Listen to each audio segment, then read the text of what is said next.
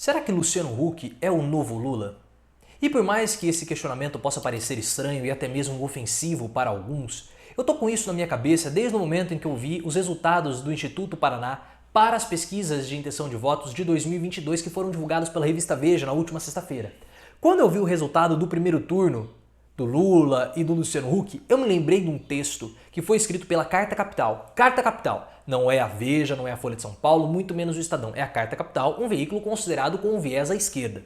E esse texto foi feito lá em 2019, por volta de agosto de 2019. Eu fiz um vídeo falando sobre isso, vou deixar o link aqui na descrição para que você possa entender mais os argumentos daquele texto, porque eu não vou me aprofundar tanto assim, porque não é o objetivo desse vídeo. E é um cenário diferente, cliquem lá, vocês vão gostar. Mas quando eu vi o resultado do Instituto Paraná, eu me lembrei desse texto e falei assim, bom, agora nós temos subsídios numéricos para discutirmos o que a Carta Capital falou lá há quase 2 anos. Mas antes eu gostaria de pedir que você clique no botão de gostei, deixe seu like, 500 likes em menos de 1 hora é o nosso objetivo aqui nesse vídeo. E antes de entrar no texto, eu quero mostrar para vocês os resultados da pesquisa do Instituto Paraná. A pesquisa do Instituto Paraná é aquela que mostra Bolsonaro vencendo no segundo turno. Não é a pesquisa do Atlas Político que mostra Bolsonaro sendo derrotado. Mas eu quero trazer os resultados do primeiro turno. E olhem só que interessante. Vejam esse cenário, esse aqui, ó, tá aparecendo para vocês. Nesse cenário nós temos Jair Bolsonaro com 30%, Sérgio Moro com 12%, o Ciro Gomes com 10% e o Haddad com 9%.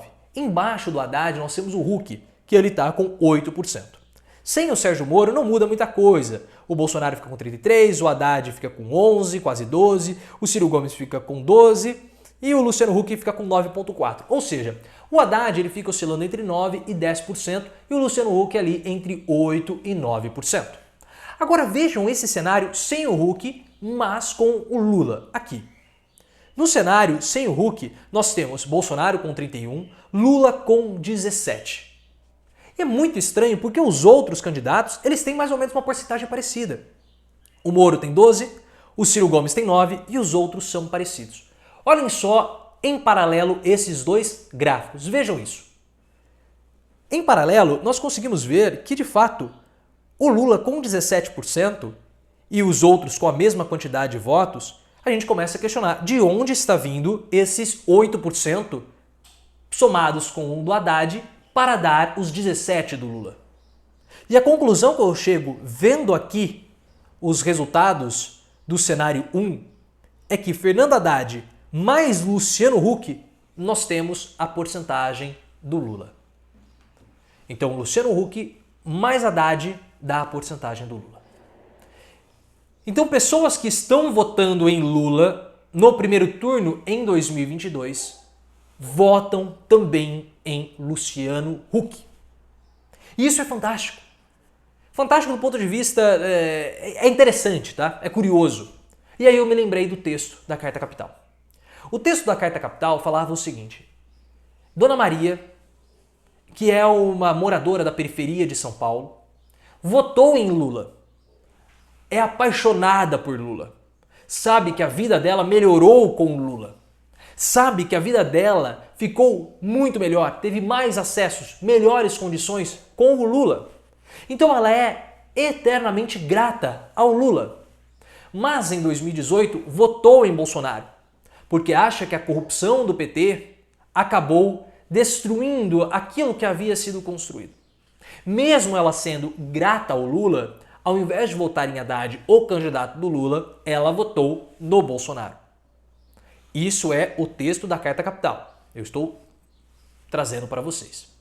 Só que, passado aí 1 ano desde a eleição, pouco menos de 1 ano, porque o texto foi escrito em 2019, em meados de 2019, essa pessoa da periferia, a Dona Maria da periferia, que toca a casa sozinha, trabalha em um salão de beleza, é funcionária, ou seja, é trabalhadora, gosta, apaixonada no Lula, mas votou no Bolsonaro, se arrepende do voto em Bolsonaro.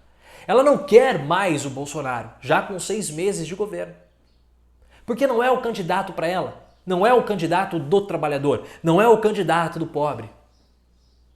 Mas Dona Maria, que votou em Lula, é apaixonada por Lula, é eternamente grata ao Lula, não votou em Haddad, votou em Bolsonaro, sonha com o Luciano Huck em 2022. Porque acha que ele é uma boa figura, porque acha que ele é um bom homem e, acima de tudo, ele é alguém que pela forma que ele se apresenta na televisão, é alguém honesto. Então esse texto da Carta Capital me chamou à época muita atenção mesmo. Porque de fato nós temos esses trabalhadores, ou essas pessoas que são apaixonadas pelo Lula, votaram no Bolsonaro e depois vão votar no Luciano Huck caso ele seja candidato. E as pesquisas de intenção de votos em 2018 mostram que há uma parcela do eleitorado que não é petista, mas sim lulista, porque o Lula estava muito na frente, muito na frente não, mas tinha uma quantidade de votos muito maior, uma intenção de votos muito maior do que o Fernando Haddad. Uma parcela da população votaria em Lula caso ele fosse o candidato, mas não num poste do Lula como foi Haddad. E essas pessoas que votariam no Lula, muitas delas votaram no Bolsonaro.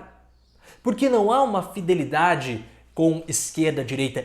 Esse tipo de pensamento não é muito claro na cabeça da população. Esse tipo de diferenciação não é claro na cabeça da população.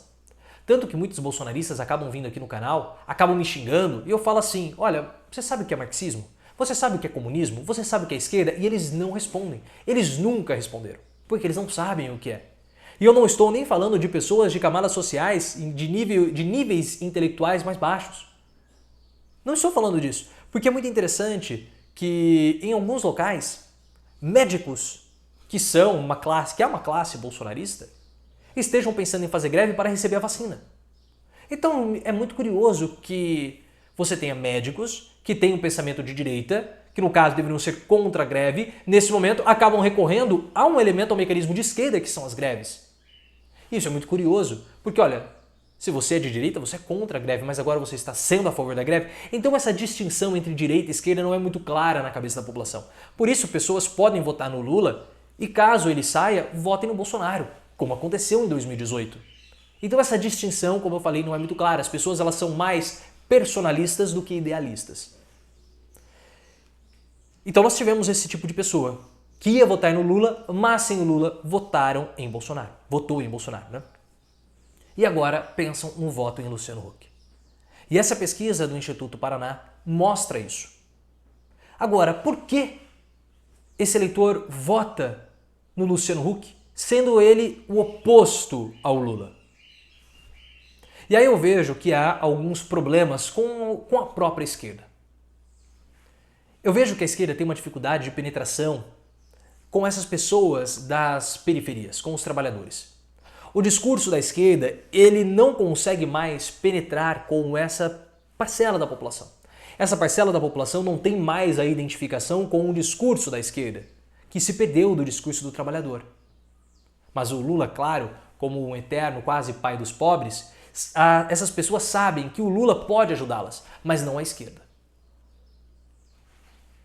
E chama muita atenção também uma fala do Glenn Greenwald para o Ciro Gomes numa live que eles fizeram, uma entrevista que eles fizeram, e o Greenwald falou o seguinte para o Ciro: Ciro, eu sabia que o Bolsonaro iria vencer quando eu comecei a perceber que havia jovens da periferia, negros, votando em Bolsonaro. Então há um problema aí. Porque o discurso da esquerda já não consegue mais ser identificável com as camadas mais periféricas. Porque a esquerda se distanciou do discurso trabalhador por vontade própria, não vejo assim. O que eu vejo é que o contexto do trabalho no Brasil mudou completamente. Porque agora as pessoas elas não são mais simplesmente trabalhadores, eles são prestadores de serviços, independentemente do serviço prestado, porque as pessoas estão se tornando pessoas jurídicas, PJs, e os antigos patrões agora são clientes. Porque se eu sou uma empresa e tem alguém me contratando, aquela pessoa não é mais o meu patrão, é um cliente meu.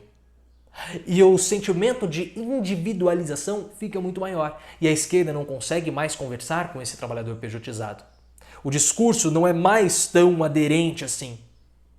Por isso que torna ainda mais personalista, ou seja, a figura de Lula, e no caso agora do Luciano Huck, que é alguém que demonstra uma certa honestidade. Porque se eu não tenho mais identificação com um discurso que é para mim, trabalhador, então eu quero alguém que não vá me prejudicar. E uma figura que transpareça a honestidade não vai desviar dinheiro, então eu posso sonhar com um asfalto melhor na minha rua, eu posso sonhar com um saneamento básico melhor, com um posto de saúde melhor para quando eu pegar Covid eu possa ser bem atendido.